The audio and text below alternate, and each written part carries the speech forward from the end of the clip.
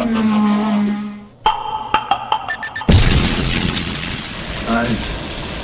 seen things most people wouldn't believe. The Sony Bravia 9 is one of the most highly anticipated but also highly criticized TVs in many, many years. For some, it's revolutionary.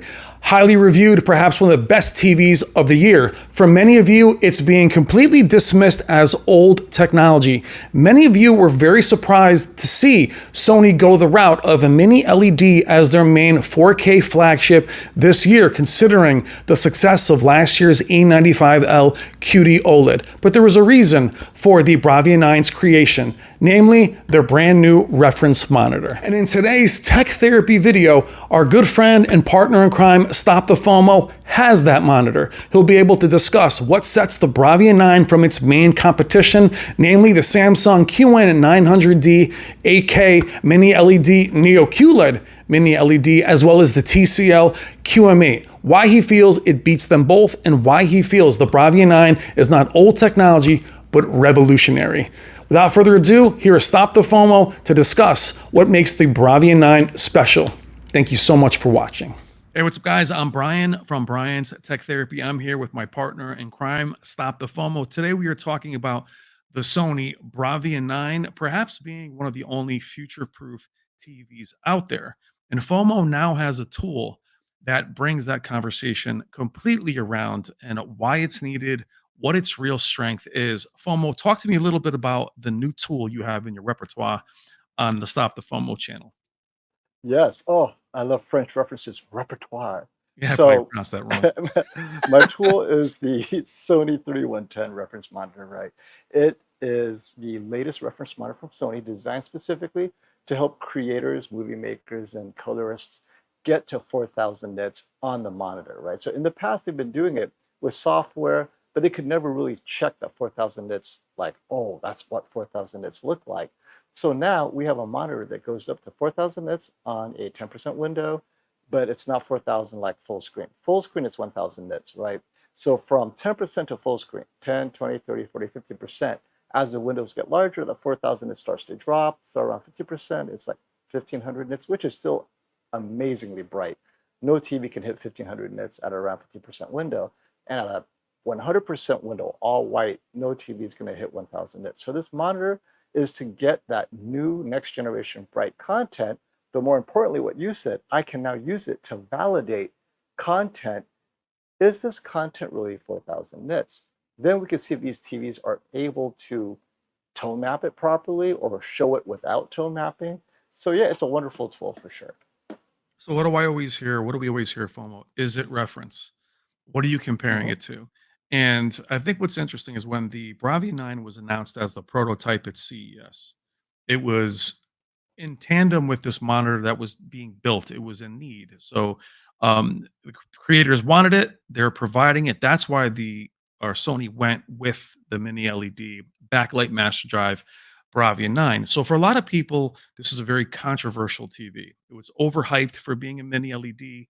Sony was backing away from quantum dot OLEDs, staying away from WOLEDs. When reality, you and I knew it, and we talked about the fact that it was because this reference monitor was being made by them. So it was advantageous to make a TV that would work similarly. They're not the same Right, technology by any stretch, right. but it's about the content that is coming. What I thought was interesting is I saw the Bravia 9 at 65, 75, and 85 before you had even seen it. And you had the TCL QM8 there and you loved it. And I know it's a light cannon. So I was thinking to It is. myself, oh man, by the time he gets this 65 inch, which you had calibrated by Dwayne Davis and Value Electronics, Robert Zone sent Mhm. it. And I was like, here we go. This QM8 is probably going to blow it out of the water. The Little did giant I killer. yeah, giant killer. Little did I know, because you loved it, but little did I know is you had the reference monitor already. Now you're not renting it, you've purchased this. This will be Mhm. here for the rest of, your days on YouTube. But more importantly, with our good friend Jennifer Gala and the HDR Super Channel, who has actual 4,000 nit content in tandem, I was getting phone calls and messages every 5 to 10 minutes. Whoa, whoa, whoa.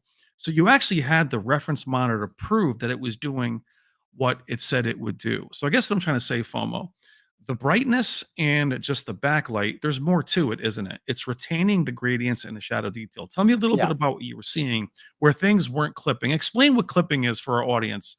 that's a More of great what we question, saw. right? So, first of all, the Bravia 9 cannot do 4,000 nits Yep. in a 10% window or in any window at all.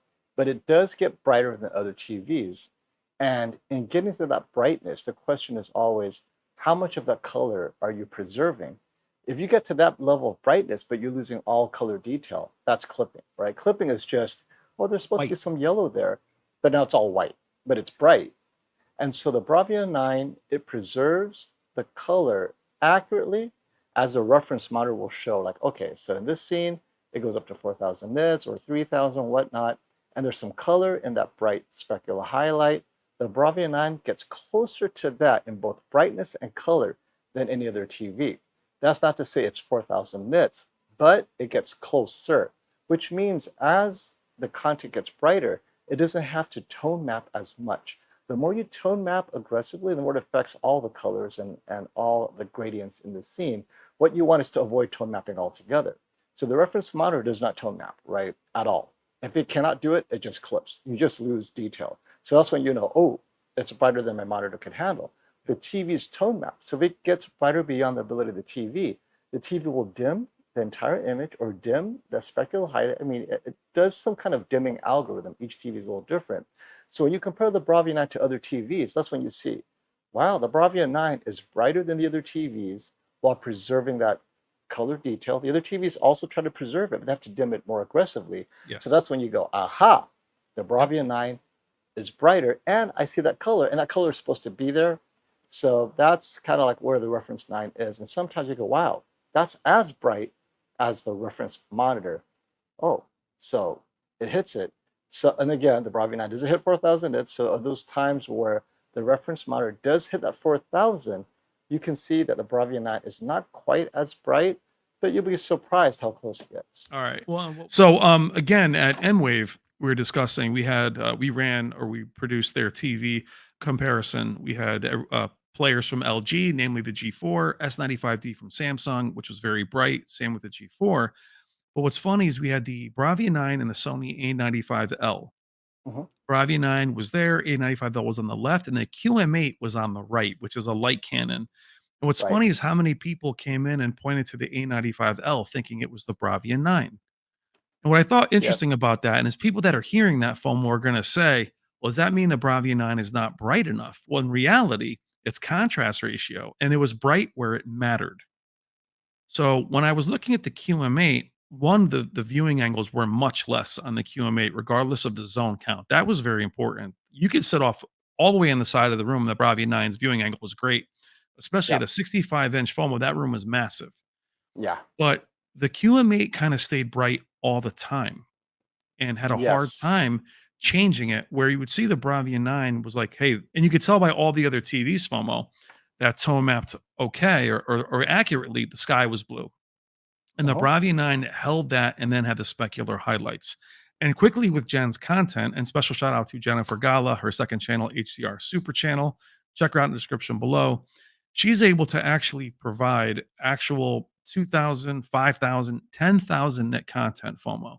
So we're not just looking for movies like, what was the name of the movie again? The caveman movie from Sony. The Alpha. Alpha, the Alpha, right? caveman. Yep. The Yep. The caveman caveman, movie. cave dog. Yep. So here we are pausing a movie for copyright with Jen. We're just letting her content run Hmm. and the flames and the way that things hit. So we thought it was maybe capped on YouTube by 2,000 nits, while other things are capped. Or But worse. Jen's con- yeah, but Jen's content, as you've now known, as Jen's content comes on behind me, is running free. So Yeah. the gradients, keeping that detail, when you're putting it against something like the QM8, you would see where the detail was still there on the Bravia 9. So you bring such a good point when you say, oh, how come the Bravia 9 has the same brightness as the A95L? Maybe the Bravia 9 is not as bright as it's supposed to be. And so this is the mistake many people make. If the content only demands it to be 300 nits, it cannot be any brighter than that 300 nits. So, your specular highlights 300 nits, the scenes 50 nits, whatever. So accurately, all the TV should be exactly the same. There is no reason for any TV to be brighter than that. So in those scenes, quote unquote what people think of bright scenes, and the Bravia 9 looks like all the other TVs, people are thinking, oh, the Bravia 9 isn't as bright as they say. They're like, wait a minute, this content is not supposed to be that bright. What we did was then put in alpha that then elevated that brightness, because I know for sure these scenes are definitely between 1,000 and 4,000 nits. And that's when all the TVs had to push hard. And that was when the OLEDs fell behind. They Yep. could not keep up. As a matter of fact, did we not pause in a few scenes of alpha that resulted in the circuit breaker just snapping Yeah. twice? Yeah, in this Like, oh, we massive blew a room. fuse again, right? Unbelievable. So it was great, But because that's what 4,000 nits does. And when you pause, all the TVs are sucking all that energy, trying to hit as bright as they can, and the circuit breaker just blew out twice. now We f had to now reset it. now for FOMO, for TVs, especially with Sony has TVs in the past that could do 4,000 nits. Z9G, the Z9K, I believe, could touch it. I know the Z9G could, but even in the review of those TVs 5 years ago, they would always say, "Clipping, it's clipping." So Yeah. that's one of those, is it useful brightness? We know from Hisense and TCL, we're looking at 5,000, maybe 10,000 nits. But Hmm. do you think without this technology, it's all for naught, or will it probably do a Yeah. full screen? So let's talk about what you said, clipping. Th- What's the point of going to 4,000, 5,000 nits, whatever, when it's just bright white and there's absolutely no detail, right? It's just, they see clouds, in the clouds, like shadow and shading and all that good stuff. And bits of the cloud are 4,000 nits, while other parts are maybe 2,000, 1,000, 100. When it clips, the entire cloud is just bright white and you see nothing. It's just like, Nothing. Yeah. what kind Ball. of It's a cloud is ball. this? It's just like a white ball, right? It's It's like my just a ball. glove, right? That's all. Zzz, That's exactly right? what It's it like, is. and but that's legit 4,000 nits, but there's no detail. That's Yep. clipping. Clipping means that the TV is unable to render it's like it cannot keep the 4,000 nits in one place while render everything else below it. Everything is just clipped out. The detail is gone, right? However, on the Bravia 9, that's the newest generation. It's not just the Bravia 9. The QM8 does this pretty well as well. And the G4, they're able to hit their brightest point while allowing you to see all the details behind it. Now, the question is, in that brightest point, if there's color, do they preserve the color? And if they do, how much do they have to dim down in order to keep that color? And that's the hardest part. The TV makers have to decide, for HDR impact, should I go a little bit brighter and lose some of that color? Or should I keep the color, but it's not as bright as it can be? The Bravia 9 is able to make that compromise better than other TVs because its headroom is so high. So it still preserves color while going bright as well. Whereas on the G4, it tries to hit that brightness and it will lose some of that color to get there, so it looks more white.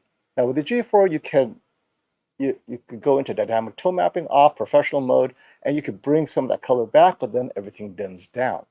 On the Yes. Bravia 9, there's none of that dimming issue, right? It just hits it, and it hits it brighter with color if the content calls for it, and that's just amazing. So now we know what clipping is. Then you have Jennifer Gala's content, where she will give you such bright colors that if your TV can't handle it, it'll either dim everything down, so you go, this is not 4,000 nits. It Yeah. looks like 1,000 nits, because your TV is aggressively tone mapping it down Yeah. to look like 1,000 to preserve everything. Or it can't do it at all. It clips, and you're like, this is terrible content. All I see is like bright white, and everything looks like black and white because Yeah. your TV can't preserve detail, it can't preserve color. And so when you say like, future proofing, the theme of the Bravia 9, it's able to render future content that's bright. And Alpha, that movie was 2018. So it's not even the future. That was a movie they made in 2018 that Yeah. most TVs today cannot properly reproduce. And Yeah. so that's kind of cool that we're finally catching up to a movie that was graded so bright 6 years ago. Yeah, well, I mean, it's funny that you mentioned, the content is on the way, and that the OLEDs were struggling. Because I know I'm doing a comparison where I only filmed the A95L versus the Bravia 9, and the A95L still amazing. I mean, Quantum Dot Yes. OLED with their tone mapping, with everything that the XARC processor, and being siblings, they're easy to compare. And it was amazing how similar they looked. But there was one scene from a Sony demo that was like a Vegas sign, that was in the brightness. And you could Yeah, see where the QD OLED, it looked beautiful.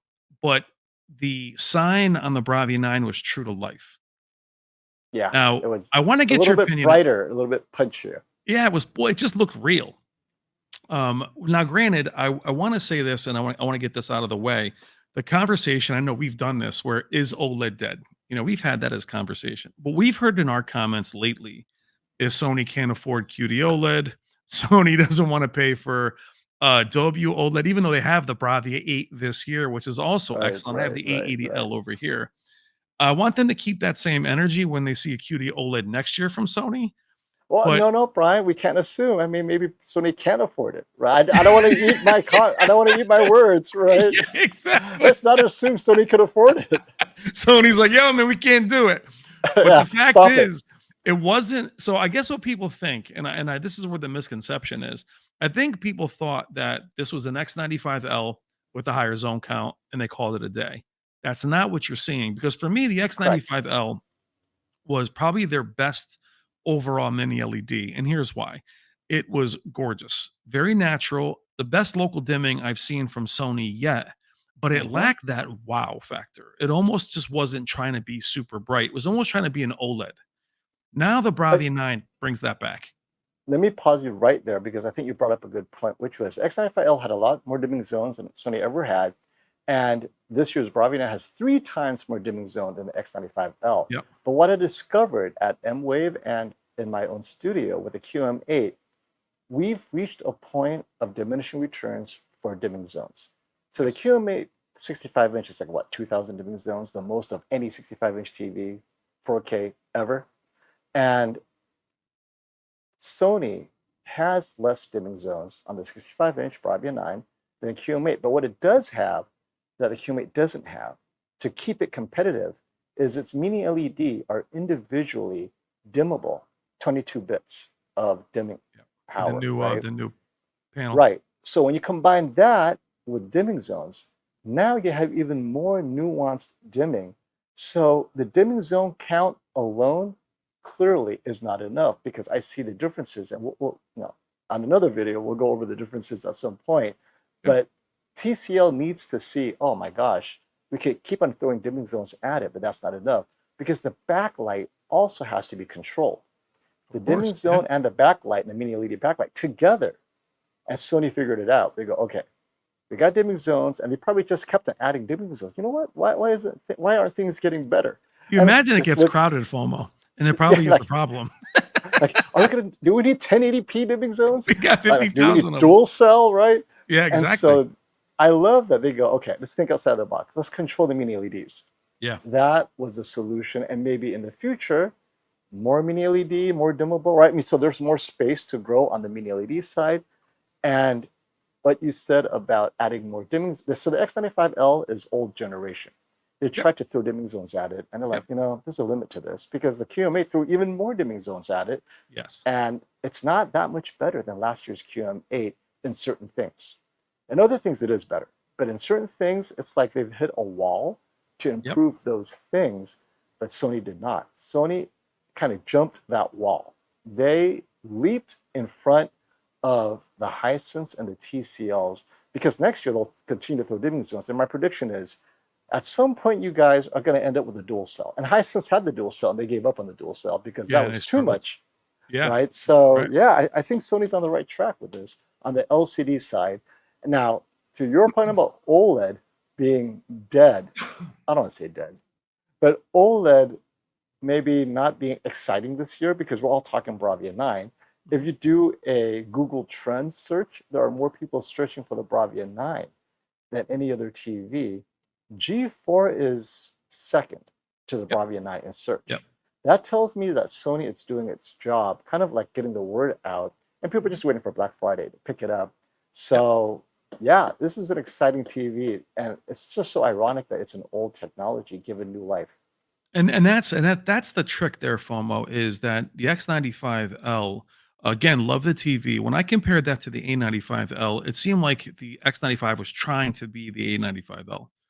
Just and it Yes. only came in one size. It had the X93 with it last year. This year we have the Bravia 7, which is also excellent, but the Bravia Hmm. 7 I don't think is not built in the same architecture as the Bravia 9.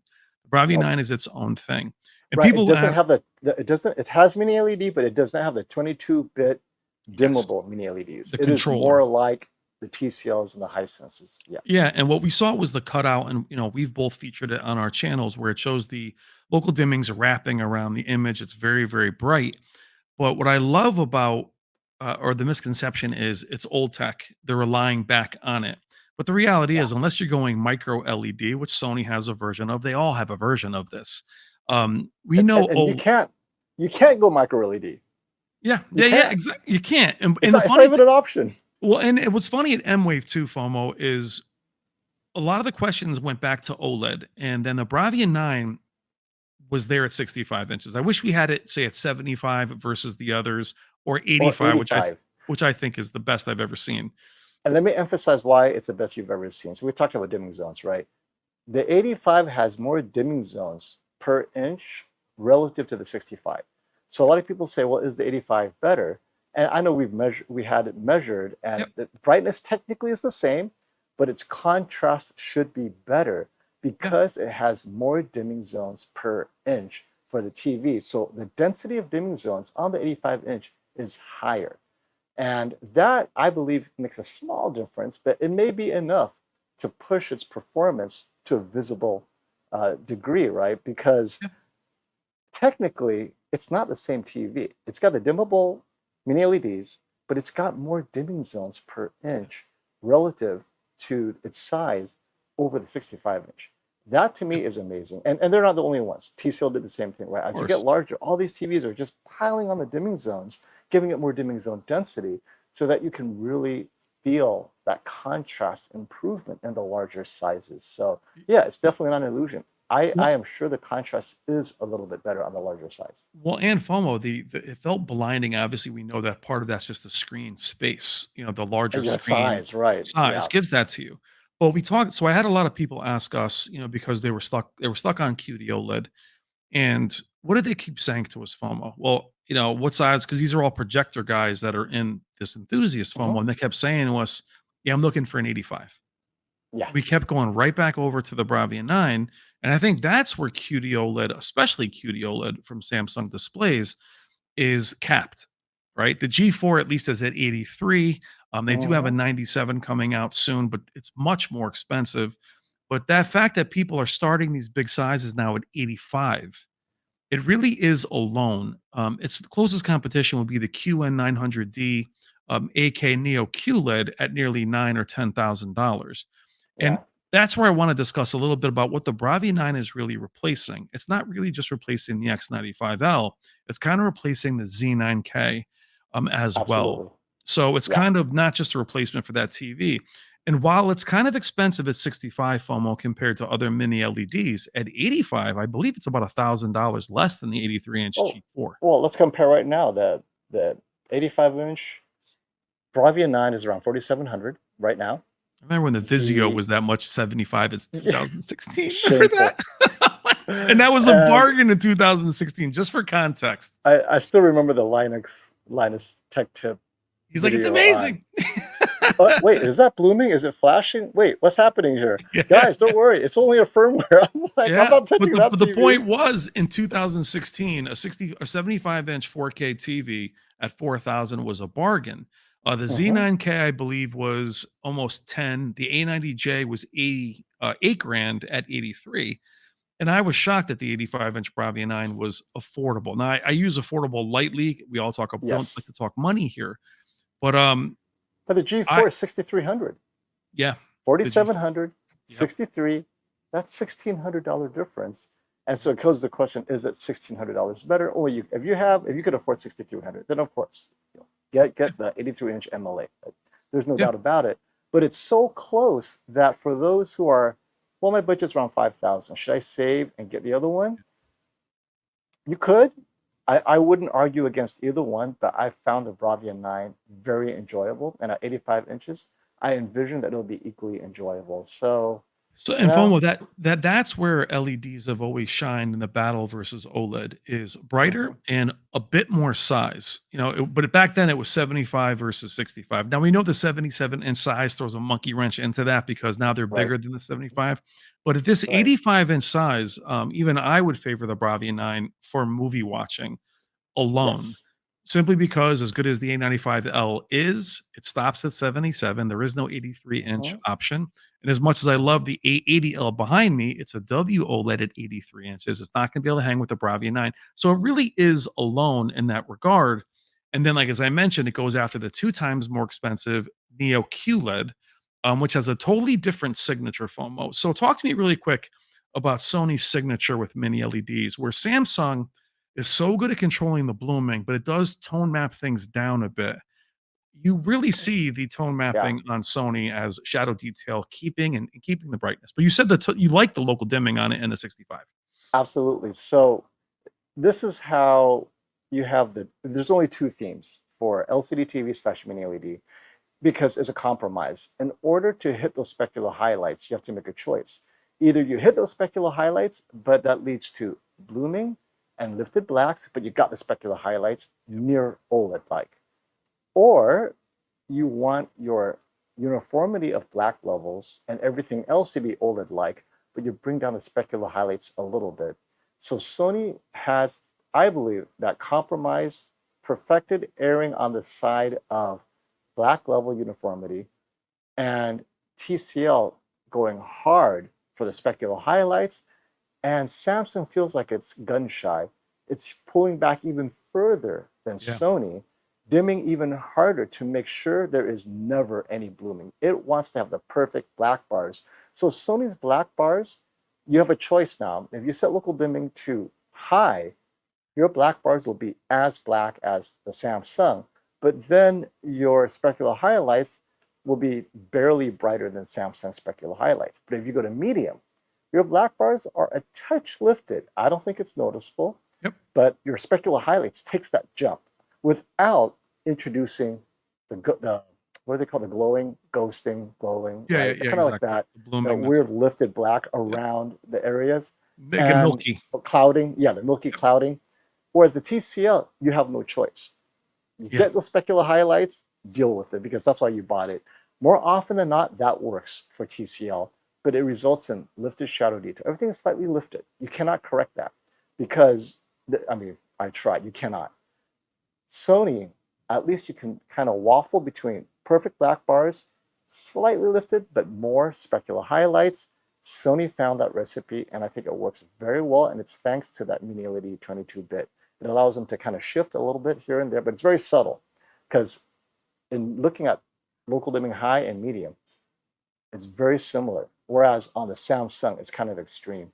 When you get anything not local dimming high, to me is unwatchable. Now it's too lifted. Everything, all the blacks are too high. And even the specular highlights don't get bright enough. So it wasn't even worth lifting all that black level just to get those specular highlights on the Samsung. Samsung needs, well, and Samsung doesn't have that mini LED control. It's just throwing dimming zones at it, just like TCL. But without that mini LED control, it cannot go to where Sony has gone. And I think that's awesome. That Yeah. Sony has taught everyone, hey guys, here's a recipe, reverse Yeah. engineer it, baby. Yeah, well, I like how we always talk about the beginning of the year, where's everybody headed? And we know that Sony was headed this way, the others were headed that way, and Samsung really put a lot of their resources in the processing, which they nailed with the QN 900D. Even the 800Ds had excellent upscaling, but Mhm. the brightness wasn't right there. And they've always been known for that brightness. So it's They amazing got hurt. seeing, They yeah, got hurt Sony, this year, yeah, yes. but Sony going right up the middle, especially at their price point. But FOMO, tell me with the reference monitor, does it also let you see, or for you to see that where OLED has its limitations and where Well, it's stopping? obviously, so so let's talk QD OLED and WOLED, because you're gonna say OLED, we gotta distinguish between the two. Of course. Yep. It definitely demonstrates that WOLED with MLA, where we're talking about the G4, it can hit brightness levels very close to Bravia 9. I'm talking very close, Which but is insane, by the way. But go ahead. which is awesome, but then you lose a lot of that color. And for some people, and remember, that's why I love that TV, right? I mean, I said, this is it. This is the best HDR impact TV Yep. because I get the impact and then boom, move on to the next scene. Because up to that point, before I saw Alpha, every scene was just boom, split second, move on. You get Yeah. it with the G4. Now, with movies like Alpha, where it's extended scenes, you have bright sky that has color, bright sun with shades of yellow, very subtle. The G4, much of that is lost. The brightness is almost there, but now it's almost, well, it is desaturated to a certain degree. The Bravia 9 is not. And when I see those scenes, and because it's more than 3 seconds, you notice that. As Jen's And content is now, displaying that Jen's more than, content, yeah. right? The You're not, blue, the well, you're not blue just pausing, you're fingers. not pausing a sun anymore. No, Like we talk about that with Spears and Munsell. We would spend so much time at 10,000 nits to see what would clip on the horses. Remember, is there any yeah. hair over here? Well, there's grass. Look at the numbers. I'm Now with counting the Jen's, grass, the blades of grass. yeah, so Jen's content's got this girl doing flips on the beach and there's flames and Right, there's explosions. So, sure. now with, you're talking about MLA. Now Oh, wait. QD OLED, go ahead, stay I with it. forgot to talk about QD OLED, though. That was W OLED. Yeah, yeah. Now with QD QD OLED. OLED gets you all that color, but unfortunately, it cannot get as bright. So over and over, the G4 gets close to the Bravia 9 in brightness, but you lose color. The S95D gets closer than the A95L because it has the new generation QD OLED, but Yep. it's still dimmer than the G4, but all the color's there. Maybe slightly more color than the Bravia 9 even, but the Bravia 9 has that brightness, some color. I mean, so each one has their compromise, right? So I just want to Oh, make it's sure people understand. yeah. The QD OLED, unfortunately, lacks the tone mapping ability of the 900D. I'm seeing in certain content where, oh man, this tone mapping could be better. Yeah. And it loses to the Bravia 9. Bravia 9 has better tone mapping than the S95D. Although S95D preserves color, I'm losing some detail. It's clipping, basically. I mean, I've never seen clipping where you have color, but that's what it did. So, Well, but yeah, so at no. M-Wave, though, what I thought was great, we spent, I don't know, our sessions were, I don't know, 10 hours, 8 hours, 7 hours, 6 hours, whatever. But we did Jen's content at some points, but we really did show movies on a loop over and over. It was amazing Yes. watching all those contestants approach it differently, even from the same manufacturers, whether it was the LG G4, C4.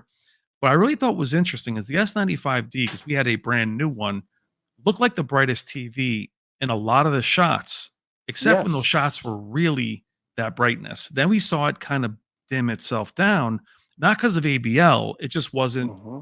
going after that specular highlight. And now, FOMO quickly, the specular highlights of stars and jewelry is something that Mm-hmm. many LEDs by nature still struggle with. I don't think that's really changed.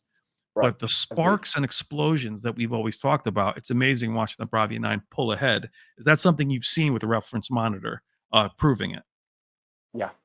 The larger explosions. So if you guys watch Wonder Woman, the Yep. the recent one, the movie Wonder Woman, The first one, not the and terrible second one. well, the first one, right? The first Wonder Woman, The, but uh, Wonder the the Woman last 2. scene was when she's fighting Ares on the all Yes. the So flames you and the have these bright explosions. I want to say bright, it's not 4,000 nits, but yep, nevertheless, they have a lot of color. That's the size of explosions that the Bravia 9 does so well. Whereas tiny specular highlights, we're talking not a 1% window, but a 0.1% window or smaller.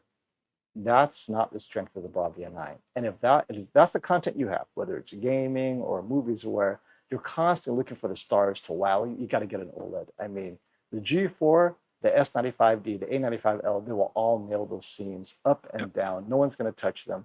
But if we're talking about the impactful HDR action movies, Marvel and the like, I think the Bravia 9 more than holds its own in impact, contrast, color saturation, all of that.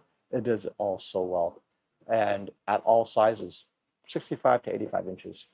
yeah. Well, I think our biggest request now is that Sony actually goes ahead and makes a 98-inch at 98 inch least, or 100 inch. Yeah. because we And, had and so I'm, many I'm telling Sony, forget 98, go 100. I don't go understand what's 100. this 98. I want to see three digits, 100, right? 100. Well, we had 98 is like, Sony, if you're watching this, and shout out to Sony who was also at Emway. We had LG, George yes. from LG was there, and we had the two Thank you, Andrews. George. And both Andrews were there. I won't say their last names online, but they were there with us. And the X90L was there at 98 inches. So all the projector guys were there. They loved the TV, but so many of them bumped me and said, "That's not the Bravia 9, though, is it?" I'm like, "No, the Bravia 9's over there." And they're like, "Yeah, so I'll be ready to buy." And what did they say, FOMO? They go up to 20,000 to buy a Bravia 9 at that size. So I think if they many LEDs are definitely headed there. And I know Samsung, I think they have a QN90A and 90B at 98 inches. Sony really Hmm. needs to get that TV, would be unstoppable at that size. Yeah, I mean, Samsung has a QN90D at $14,000. Yep. So if Sony prices itself similar to Samsung on a 4K, we're not talking 8K, then it should be in the $14,000 range for the Bravia Okay. 9. Extrapolating, because normally Sony and Samsung are actually very similar price, similarly priced at MSRP. And of Yeah. course, then you get the discounts. So if at launch the QN90D and it's full mini LED, right? It's their Neo QLED, $14,000. I predict the Bravia 9 at that size, 98 inch, 100 inch, will be around $14,000 next year. So I'm excited. I think that's the TV to beat. I mean, Yeah. as good as it is at 85 inch, imagine more dimming zones at 100 or Yeah. 98 inches, right? Well, With Sony XR Clear, I mean, I'm just so excited. well, and the fact that at 65 inches at the same size, it holds its own against an OLED is ridiculous Mhm. because I really haven't Yeah, seen LEDs do that without the size advantage. But at 85, it's in a class by itself. Before we sign off, Omo, the question of it being future proof. Because of this, and nothing in technology is future proof, but the fact of the no, matter is it doesn't do 4,000 nits. That was always a misunderstanding with it being able to have 4,000 gradients that it could resolve it accurately. All the TVs can pretend to do it in clip. They're going to show the content. It's not going to not show up on screen, right. It'll but just be dimmer than it should be. Yeah. yeah, they'll just hold the gradients. And Sony had on the roadshow the lines that were visible that the other manufacturers would just blur out. But this content is on the way. And other than a movie like that obscure caveman movie, are you looking Well, forward to? well, so let me talk about that. Content's on the way. Yeah, tell me. All the movies in everyone's collection right now can be remastered Yeah. where appropriate to have the specular highlights hit 4,000 nits. Yep. A movie I really like is the Suicide Squad, right? And there are so many scenes in there where I think 4,000 nits would work so well. And there are so many movies where that's appropriate. Marvel, right? The entire Infinity Gauntlet, that whole narrative arc. There's so many scenes where this is where 4,000 nits belongs. Yeah. And so you can remaster that.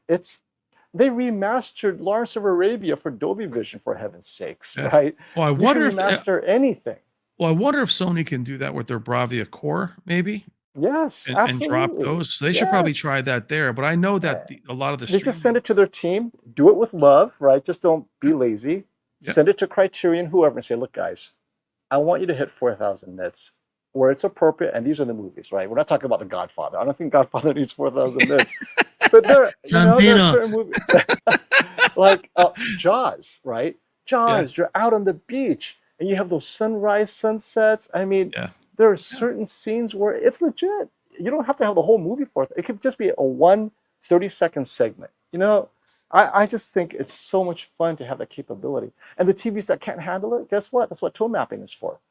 You wouldn't even know it's 4,000 nits. You wouldn't even know what you're missing because your tone mapping system will bring down the 4,000 to 500 nits, and then it'll look natural in your TV. But those with a Bravia 9 or a G4, whoa, right? The little pow, right? That's it. I'm excited So to see yeah. remastered movies from Sony, Columbia, Well, and I'm GM. They're all owned by I'm Sony. and I'm excited that the fact that we work together, that we can finally answer that question as is it reference? And the fact that Yes. you not only have the reference monitor, which is not it's not affordable for those of you out there. What's reference monitor sell for? I mean, it's Oh, how much? depending on whether you're paying MSRP or not, but even if you're getting quote unquote a deal, you'll be paying over 29,000. Yeah. So I mean, you made that commitment. I know you sold your Mhm. car and some other things. So you're I hovering used to around. have children. Now they're working it off in the salt Bye, mines. guys. Yeah, exactly. It's like it's back to the salt mines. Oh, Digging hey, out honey, I need to dig lithium. in. Cobalt. I gotta take another Uber. But I love the fact that now that question of reference, and we do look, we love the TVs from Hisense and TCL, and I'm not able to tell without a reference monitor, but you being able to double check it. That's what was so interesting is, seeing those TVs, loving them, me loving how bright they are and gorgeous they are. I was on pins and needles when you're like, "Hey, it's on the way. Hey, it's here." I was waiting for you to tell me, "What is this?" And What is that? the fact that you loved it, but you had the evidence to back it, Yeah. is important. And as you've mentioned, yeah, losing the detail, if you can't measure it or see it, as it was intended, that's super important. All right, FOMO, we got 40 minutes. This is a long tech therapy. I Thank you was so promised it would only be 20 minutes. I don't know what 20 happened. minutes. Ah, come on, babe. You know we're not doing that. Blew by that. FOMO, but check out FOMO's channel and also check out his Bravia 9 videos, especially since he's gotten the reference monitor. And I'll see you soon, brother. Take it easy.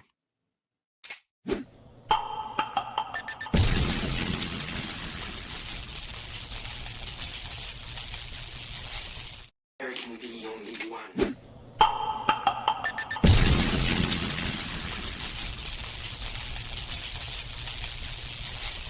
I belong to